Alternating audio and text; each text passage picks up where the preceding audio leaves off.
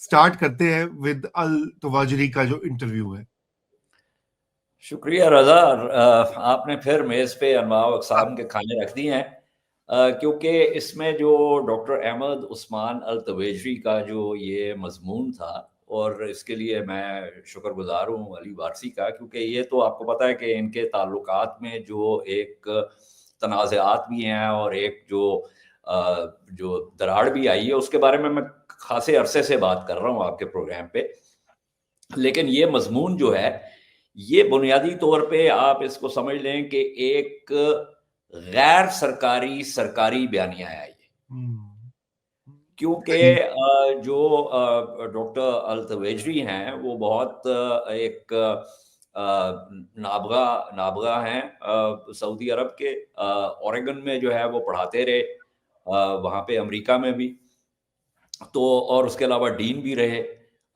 یہ یونیورسٹی میں. تو یہ مطلب ان کا قد و قامت جو ہے وہ خاصا ہے. لیکن یہ جو عربی کا جریدہ ہے الجزیرہ جو سعودی عرب کا، not to be confused or conflated with Al Jazeera جو قطر والا ہے، یہ مضمون جو ہے یہ شائع ہوا اور پھر یہ ہٹا دیا گیا، پھر اس کے بعد یہ دوبارہ جو ہے یہ آ گیا. اچھا، اب یہ عربی میں یہ مضمون ہے، اور میں نے اس کی جو تھی جو انگریزی ترجمہ تھا جو علی نے بھجوایا، اس کو پھر میں نے اردو ترجمہ جو ہے اس کا گوگل ٹرانسلیٹر کے ذریعے کیا. تو میں مخمصے کا شکار تھا، کیونکہ جو انگریزی میں وہ ہے وہ زیادہ وہ ہے، لیکن کیونکہ اردو کا ترجمہ کوئی اتنا اچھا نہیں کیا اس نے. لیکن بہرحال میں کچھ اقتباسات جو ہے وہ بہت اہم جو ہیں وہ میں آپ کو اس میں سے سناتا ہوں، تاکہ وہ گفتگو کا آغاز کرنے کے لیے کہ یہ معاملہ کس حد تک پہنچ چکا ہوا ہے. اور متحدہ عرب امارات یعنی ابو دھابی، یہ بھی ایک بات جو میں تواتر سے کہتا رہا ہوں آپ کے پروگرام پر، کہ یہ جو پالیسیز ہیں یہ ابو دھابی کی، یہ محمد بن زید کی پالیسیز ہیں، اور جو دبئی، شارجہ، راس الخیمہ، اور یہ ذکر کیا ہے ڈاکٹر التویجری نے اس بات کا، یہ جو ایک فرق ہے اس کا ذکر کیا اپنے مضمون میں، کہ آخری جو ان کا پیراگراف ہے اس کے اندر اس کا انہوں نے ذکر بھی کیا. لیکن اس میں دیکھیں وہ کیا کہہ رہے ہیں، یہ اب اردو ترجمہ اس کو میں بیچ میں جو ہے وہ ٹھیک بھی کرتا جاؤں گا، کہ سعودی عرب اور متحدہ عرب امارات کے درمیان تعلقات میں کشیدگی کے پیش نظر، خاص طور پر جنوبی یمن کی صورتحال کے حوالے سے یہ ضروری ہے کہ ہم ریاست کے تعلقات کو، یعنی سعودی عرب کے جو تعلقات ہیں کو عام طور پر امارات سے اور ریاست کے موقف کو ابو دھابی کے طرز عمل سے الگ کریں. اس کا سب سے بڑا اور واحد مسئلہ ابو دھابی کے ساتھ ہے، اور ان لوگوں کے ساتھ ہے جنہیں ان کی نفرت اور حسد نے اندھا کر دیا، اور جنہوں نے عرب قوم کے پہلو میں خنجر بننے اور صہیونیت کی سواری بننے کو قبول کیا ہے، تاکہ وہ خطے اور قوم کی سطح پر اپنے عزائم حاصل کر سکے. یہاں سے آغاز ہوتا ہے. پھر انہوں نے کچھ تاریخ میں وہ گئے کہ یہ ٹرشیل سٹیٹس جو تھیں، اور ٹرشیل از کہ یہ جو ڈفرینٹ سٹیٹس ہیں، ٹیریٹوریل سٹیٹس، تو یہ جو ٹرشیل سٹیٹس تھی، سعودی عرب نے امارات کے اتحاد کا خیال پیش کیا اور ان کی آزادی کا سب سے بڑا حامی رہا، سیاسی اور سفارتی طور پر بھی اور مالی اور مادی طور پر بھی. اور اس کے اندر اہم بات یہ ہے کہ شاہ فیصل بن عبدالعزیز نے امارات کی آزادی اور اتحاد کے وہ معمار تھے، اور انہوں نے امریکہ کے ساتھ سفارت کرتے ہوئے انگریزوں پر دباؤ ڈالا کہ وہ خلیجی امارات سے نکلنے پر ان کو آمادہ کیا. تو یہ انہوں نے بنیادی طور پہ واشنگٹن میں جو ہے نا اپنا اثر و رسوخ استعمال کیا. پھر انہوں نے امارات کے حکمرانوں کو اتحاد کے فوائد بھی بتائے اور ان کو کہا کہ یہ ان کے بہترین مفاد میں ہوگا،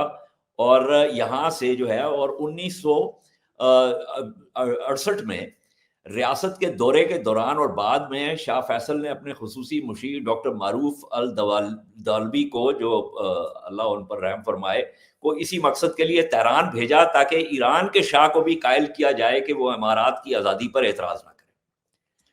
تو یہ انہوں نے ایک تاریخی بات دی، اور بھی اقتباسات ہیں، لیکن اس میں سے جو ایک سب سے اہم بات یہ ہے اور یہ اقتباس بہت ضروری ہے. یہ شک و شبے سے بالاتر ہو کر ثابت ہو چکا ہے کہ ابو دھابی غزہ کے خلاف صہیونی جارحیت کا سب سے بڑا محرک تھا. یہاں تک کہ اس کی وحشیانہ جنگ میں اماراتی ریڈ کریسنٹ کے ذریعے مزاحمتی قوتوں کی جاسوسی کر کے اور صہیونیوں کو مزاحمت کے میزائل فائرنگ کے مقامات اور اجتماعات کی معلومات فراہم کر کے حصہ لیا. اس سے بھی بدتر یورو نیوز نے 13 جنوری 2023 کو اپنی ویب سائٹ پر اطلاع دی کہ ایک اماراتی دستاویز جو کہ 1 اکتوبر 2023 کی ہے میں کہا گیا ہے کہ امارات کی اعلیٰ قیادت نے واضح ہدایات جاری کی ہیں کہ غزہ میں اسرائیلی آپریشنز کی خدمت کے لیے متعدد اماراتی فوجی اڈوں کو تیار کیا جائے. دستاویز میں ابو دھابی کے یمن، ایریٹریا اور صومالیہ میں فوجی مقامات بشمول موخا، عصب، بریرہ، باسا کو اسرائیل کو ساز و سامان، گولہ بارود اور انٹیلیجنس فراہم کرنے کے لیے مرکزی پلیٹ فارم کے طور پر استعمال کرنے کے ارادے کا اشارہ دیا گیا. اسرائیل کے اخبار نے جیروسلم پوسٹ نے 13 جنوری 2026 کو شائع ہونے والی ایک رپورٹ میں ان حقائق کی تصدیق کی ہے، جسے اسرائیلی مصنفہ میتھلڈا ہیلر نے تیار کیا تھا اور جس کا عنوان تھا متحدہ عرب امارات نے بحیرہ احمر کے علاقے میں فوجی اڈوں کو اسرائیل کی حماس کے خلاف جنگ میں مدد کے لیے استعمال کیا. جی، تو کہنے کا مقصد یہ ہے کہ یہ نقطہ جو تواتر سے میں آپ کو کہتا رہا ہوں کہ یہ اتنی دور جا چکے ہیں اس راستے پر کہ آپ کو یاد ہوگا کہ ان کے تعلقات جو ہیں یہ نئے نہیں ہیں. یہ جو ابراہم ایکارڈز کی بات ہوتی ہے اس سے پیچھے یہ معاملات شروع ہو چکے ہوئے تھے، لیکن بیچ میں ایک رکھنا پڑا. اور یہ تعلقات اس وقت شروع ہوئے تھے جس وقت محمد بن زید جو ہے وہ مشیر خاص تھے خلیفہ کے. ٹھیک ہے، his elder brother who has since passed away. تو 2010 میں موساد کے ایجنٹس دبئی میں آئے اور ایک ہوٹل میں انہوں نے اسیسینیشن کی جو ہے نا وہ کی حماس کے ایک لیڈر کی. وہ سارا کچھ پکڑا گیا، وہ کیمروں کے اوپر آ گئے، دس دے رنٹ ٹوگیدر، وہ لمبی داستان ہے. اس سے ان کے تعلقات میں رکھنا پڑا. یہ 2010 کی بات ہے.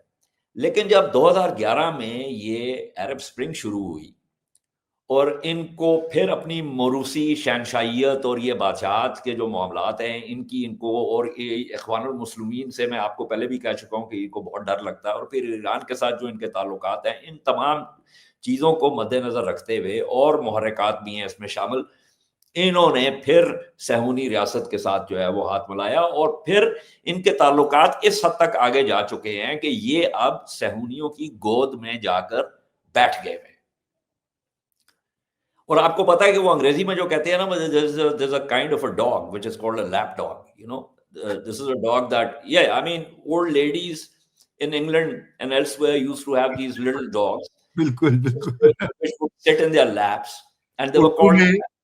اردو میں اس کو ذرا مہذب انداز میں لیب پالک بھی کہا جاتا ہے. لیب پالک. تو یہ معاملہ اب یہاں تک پہنچ چکا ہوا ہے. اور اس میں ایک اور چیز کا اضافہ کرتا جاؤں کہ جب یہ غزہ میں یہ وحشت ناکی شروع ہوئی صہیونی، تو سعودی عرب نے ایک عرب لیگ اور OIC کی جو ہے وہ میٹنگ بلائی، اور یہ بات ہے دسمبر 2023 کی، آئی تھنک 21 دسمبر کی ہے، شاید 12 دسمبر کی ہے، 21 مجھے اس وقت تاریخ ذہن میں نہیں آ رہی. اس کے اندر یہ کچھ ممالک نے، جس میں ایران بھی شامل تھا، کچھ اور ممالک بھی شامل تھے، انہوں نے کہا کہ بھائی جن ممالک نے ابراہم ایکارڈز کیے ہوئے ہیں، کم از کم وہ تعلقات جو ہیں، سفارتی تعلقات کو جو ہے وہ ڈاؤن گریڈ تو کریں.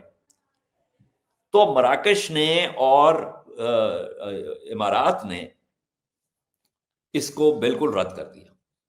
ٹھیک. اور اس کے بعد ایک اور میٹنگ بھی ہوئی جو 2024 میں ہوئی، اس میں بھی یہی معاملات ہوئے. تو کہنے کا مقصد یہ ہے کہ یہ اب انہوں نے اپنا وہ انگریزی میں کہتے ہیں نا کہ they have decided to make their bed and now they have to sleep in it. بالکل. اور یہ آپ نے خیر بڑا اچھا خلاصہ کر دیا، یہ بڑا لمبا چوڑا مضمون تھا. لیکن میں اس میں آپ سے یہ جاننا چاہتا ہوں کہ دیکھیں یہ بات درست ہے کہ یو اے ای کی جو پالیسی شفٹ آیا ہے خصوصاً اسرائیل کے ساتھ اس کو تسلیم کر کے ابراہیم اکارڈز کا حصہ بن کے، لیکن بات یہ کہ یہ باقی بھی جو تو عرب ممالک ہے بشمول سعودی عربیہ، ان کی بھی پالیسیز تو کافی وہ رہی ہیں، اپیسمنٹ والی ہی رہی ہیں، جو ان کا ویسٹرن. دیکھیے سوری میں قطع کلامی نہیں نہیں، کریں کریں، بالکل بتائیں. دیکھیے بات یہ ہے کہ سعودی عرب کے جو اس وقت کراؤن پرنس ہیں محمد بن سلمان، ان کی خواہش تو یہ رہی ہے، اس میں تو کوئی شک کی بات نہیں ہے کہ اس صہیونی ریاست کے ساتھ تعلقات جو ہیں ان کو بحال کیا جائے، لیکن ایک فرق جو ہے وہ ضرور رہا ہے اس کے اندر، اور وہ یہ ہے کہ سعودی عرب کا وہ اس کی ایک تاریخ بھی ہے، ہاں اس کے پیچھے معاشرت کا جو معاملہ ہے وہ بھی ہے. رائٹ. یہ انہوں نے ضرور کیا ہے کہ 2000 اس سے پہلے بھی، اور 2002 کا جسے آپ عرب انیشیٹو کہتے ہیں، جس کے اندر صرف سعودی عرب نے نہیں، باقی جو عرب لیگ کے جو ممالک تھے انہوں نے بھی جی یہ کہا کہ ہم سب اسرائیل کو اس صہیونی ریاست کو تسلیم کرنے کے لیے تیار ہیں، لیکن یہ شرائط ہے اس کی، اور وہ رائٹ. شرائط تھی کہ 1967 کے جو بارڈر ہے، یعنی پری 1967 بارڈر، وہاں پہ جو ہے وہ صہیونی ریاست جائے، اور ایک فلسطینی ریاست کا قیام ہو جس کی اپنی حاکمیت ہو، اور جو فلسطینی مہاجرین ہیں ان کو جو ہے وہ واپس آنے کی اجازت ہو، اور یہ اس قسم کی شرائط تھی. تو ہم دو ریاستی جو حل ہے، یعنی ہم جو صہیونی ریاست کا حق ہے زندہ رہنے کا، اس کو ہم قبول کر لیتے ہیں. صہیونی ریاست نے فوراً اس پوری جو قرارداد تھی، جو ریزولوشن تھا، جو یا عرب انیشیٹو جسے کہا جاتا ہے، اس کو رد کر دیا. پاکستان کی سرکاری پالیسی جو ہے وہ بھی اس عرب انیشیٹو 2002 کے انیشیٹو کے ساتھ جڑی ہوئی ہے. رائٹ. میں تو خیر لگاتار یہ کہہ رہا ہوں کہ یہ دو ریاستی جو معاملہ ہے، یہ بالکل اس کا نہ کوئی سر ہے، نہ کوئی پیر ہے، نہ یہ کھڑا ہو سکتا ہے. It's a chimera. لیکن وہ تو خیر ایک بالکل واضح بات ہے نا کہ from the river to the sea, جو آپ کے تین کامنز ہیں، وہ خواہ پانی ہو، فضا ہو، زمین ہو، اس کے اوپر تو صہیونی ریاست کا قبضہ ہے. اور مغربی کنارہ جو ہے اس میں جو معاملات ہیں وہ ہم سب کو معلوم ہے کہ کس طریقے سے وہاں پہ یہ اللیگل سیٹلمنٹس جو ہے وہ ہیں.